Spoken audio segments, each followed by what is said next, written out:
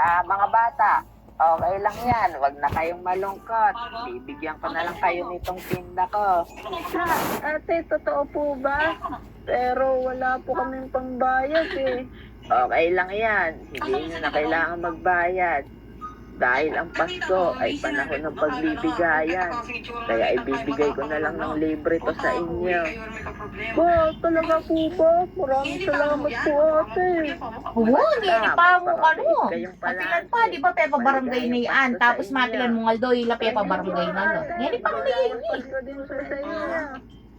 Yeah, tara na mga Yung galo nung May or April, mga tita, basta mga, ay ali, April yata ito, mga tita, may last week na ng April, yun yung sinatda ang pepa barangay na yan, di ba? Tapos mapilan mo nga daw, ita pepa barangay. Balo mo din pa mo, kwento na rin ka na ako. Misa sabi-sabi, lari-larian.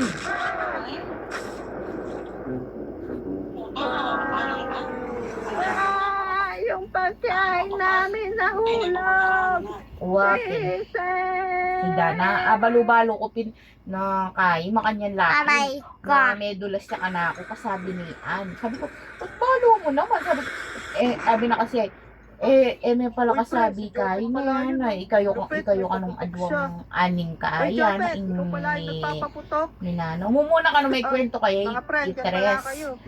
Sabi mi kano na emiya kano pa kisabihan yan dahil kano ka nang wala akong sinabing makakita na emiya tayo kisabihan ako.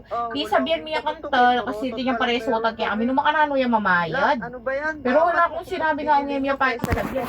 Yung sinabi ko kano kan tres emiya pa kisabihan niya ni bandang tawli kano kaya bayan ko kano yan naluwa kami niyo. Ano yan, Piccolo? Supot yan. Mas malakas pa dyan yung 5-star.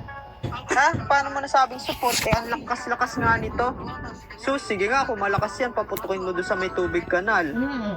Ha? Sige ba? Ako pa inaman mo, ha? Itapin na ni kay lapin. May sabi lapin ka nung Ann. Tinan mo nga yan. May pag-chat-chat lo, makanyan. Andito na tayo. Ayun na yung Kanya kanal. sabi ko, ay dana, kung makanyan. Tapos sagis mo sa kanal. At inyaran pa lang utang. Manda kayo sa akin. Ito na.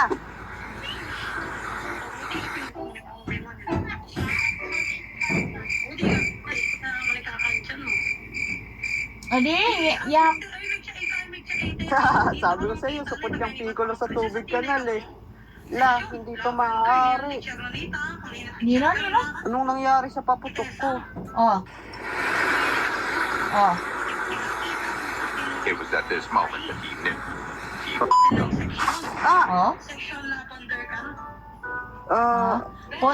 Puta magyabela kay Gis. Puta kagawalan Gis ngayon sa mukha.